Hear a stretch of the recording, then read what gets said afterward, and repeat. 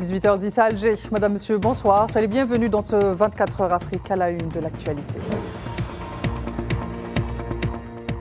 Le Premier ministre algérien Nadir Larbaoui reçoit le ministre de l'Intérieur tunisien Kamel Fekki qui effectue une visite de travail en Algérie dans le cadre de la première réunion de la commission bilatérale algéro-tunisienne qui consacre ses travaux au développement des zones frontalières.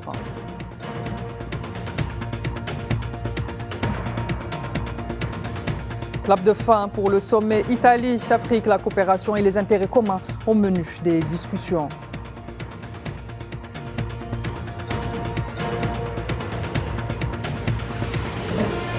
Et en République démocratique du Congo, l'intensification des violences à Goma inquiète l'ONU qui appelle les parties du conflit à assurer la sécurité des civils et du personnel humanitaire.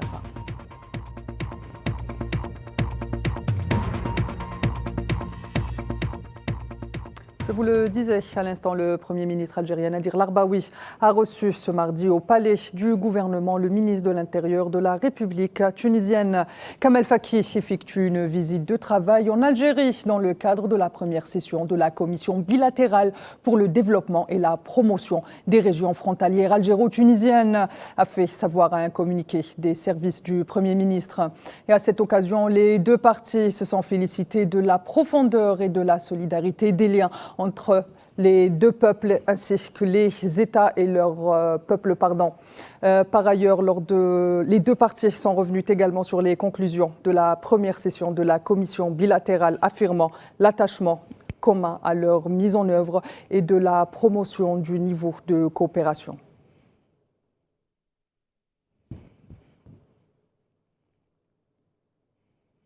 Le développement des zones frontalières au menu donc des discussions de la réunion de la commission bilatérale. La commission se tient depuis hier à Alger sa première rencontre. Créée en octobre 2023, l'instance se charge de proposer un plan d'action en vue de mettre en pratique les discours des autorités des deux pays. Et à l'issue donc des travaux du sommet Italie-Afrique à Rome, l'Italie a captivé l'attention en dévoilant un ambitieux programme de coopération, le plan Mattei pour l'Afrique, visant notamment à renforcer les liens et à promouvoir le développement durable à travers le continent africain via des projets d'envergure dans divers secteurs. Le point avec Mohamed Wali Ben Chaban. Le plan Mattei pour l'Afrique constitue une étape cruciale dans la redéfinition des relations entre l'Italie et l'Afrique. Il comprend des initiatives majeures dans divers secteurs cruciaux pour dynamiser le développement économique et social à long terme dans le continent. Ce matin, nous avons voulu parler de cette idée du plan Mattei à partir de projets concrets. Le thème du partage peut probablement surgir de là, dans le sens où cela semblait être une chose convenue, mais ce n'est pas clairement le cas. Le sommet est fondamental pour partager non seulement la stratégie, mais aussi la définition finale du projet qui a été une étape dans ce travail que nous faisons. Dans un monde où la demande énergétique ne cesse de croître, l'Algérie réaffirme pleinement son engagement à jouer un rôle majeur dans le renforcement de la sécurité énergétique en Afrique et dans la région euro-méditerranéenne. Cette annonce reflète non seulement la vision stratégique de l'Algérie, mais aussi son désir de promouvoir la stabilité et la prospérité énergétique dans ces régions vitales.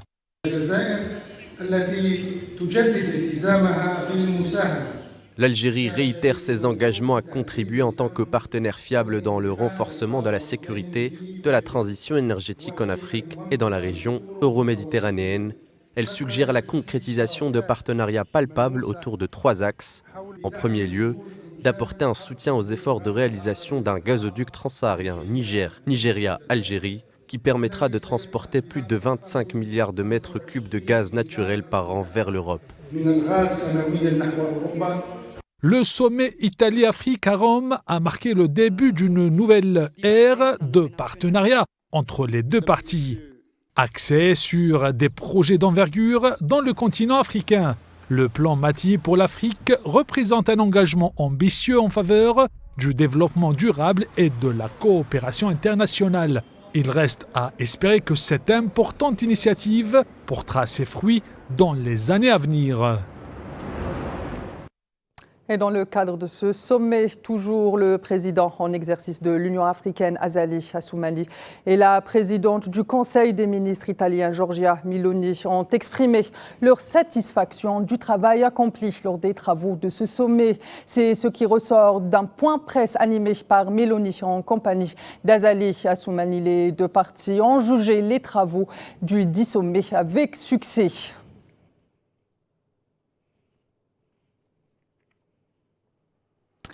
Et dans un tout autre registre, l'Union européenne a regretté la décision des autorités de la transition malienne de se retirer de façon unilatérale de l'accord pour la paix et la réconciliation au Mali.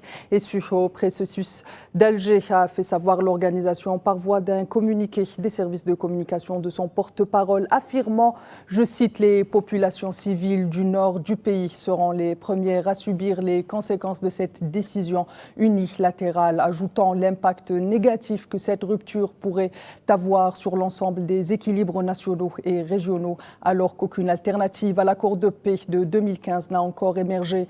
Par ailleurs, elle a réitéré la nécessité d'un dialogue inclusif tel que prononcé par la médiation internationale en déclarant, je cite, l'Union européenne reste convaincue que le dialogue inclusif prôné par l'Algérie, chef de la médiation internationale, doit privilégier pour aboutir à aplanir les différends et favoriser l'instauration d'une paix durable au nord du Mali. Par ailleurs, l'Union africaine emboîte le pas à l'Union européenne et regrette à son tour cette marche arrière du Mali.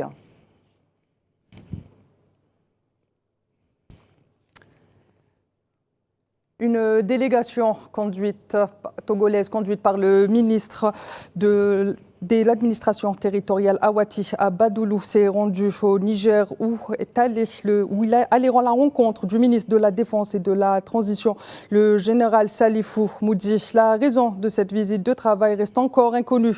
Selon les observateurs, cette rencontre fit suite à la décision du Niger et des États de l'Alliance du Sahel de se retirer de la CEDEAO. Cela dit, jeudi dernier, une délégation de la CEDEAO a annulé sa visite à Niamey pour des raisons techniques de leur avion, avait expliqué l'organisation. De son côté. Le Premier ministre nigérian Lamine Zein a dénoncé, je cite, une mauvaise foi.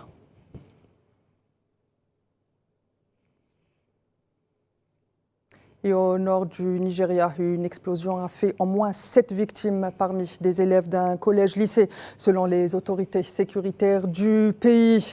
Précisant que les écoliers s'étaient rassemblés pour la réunion du matin lorsqu'un engin a explosé au milieu d'eux, ajoutant par ailleurs que l'engin en question avait été ramassé par les enfants qui l'ont confondu avec du ferraille.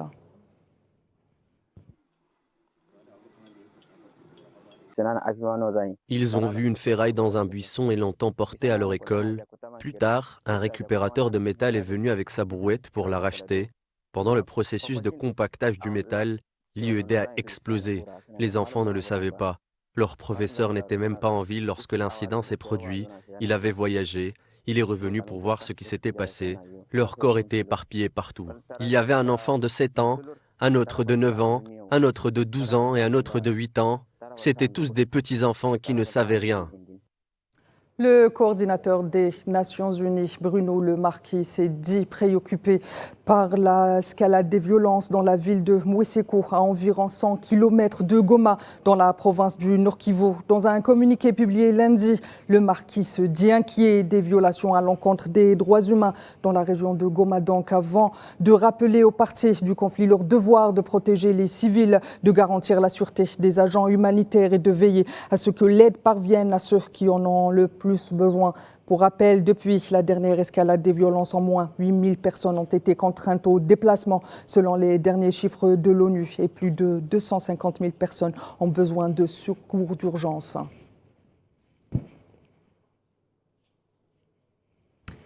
L'ex-président sud-africain Jacob Zuma suspendu par son parti, le Congrès national africain, après avoir décidé de faire campagne pour une formations politiques décidantes en vue des prochaines élections générales dont la date n'a pas encore été fixée.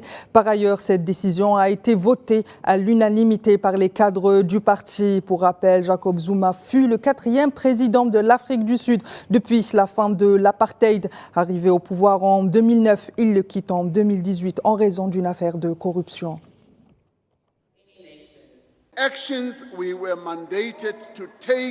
Les mesures que nous avons été chargés de prendre contre la corruption et la captation de l'État ont parfois provoqué des frictions entre nous.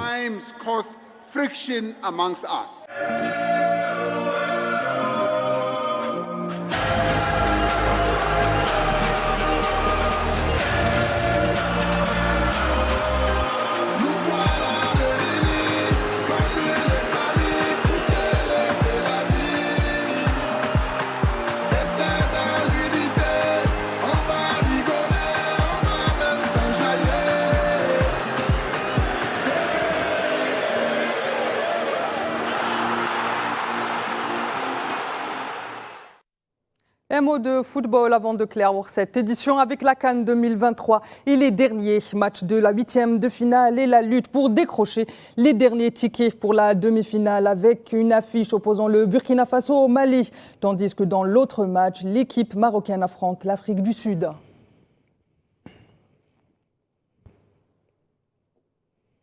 Et hier, donc, le pays organisateur, à savoir la Côte d'Ivoire, avait rendez-vous avec une liesse populaire et une véritable communion nationale. Les éléphants ont en effet éliminé le tenant du titre et l'un des favoris pour la victoire de la finale, en l'occurrence le Sénégal, après un score nul, un but partout et une séance de tir au but en faveur du pays hôte.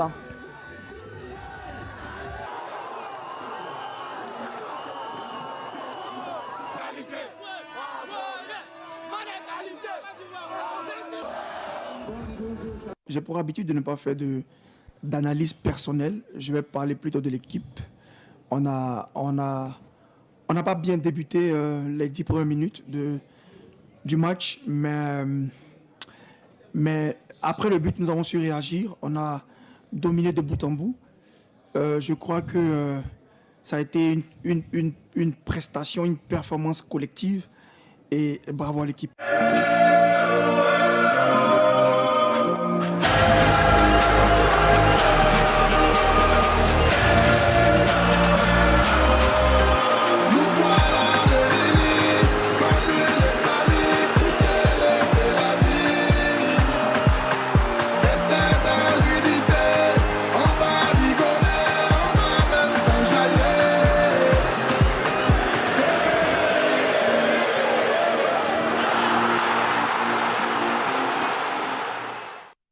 Madame, Monsieur, c'est la fin de cette édition. Je vous donne rendez-vous demain à la même heure et l'info continue sur l'ensemble de nos plateformes digitales qui s'affichent actuellement sur le bas de votre écran. À demain.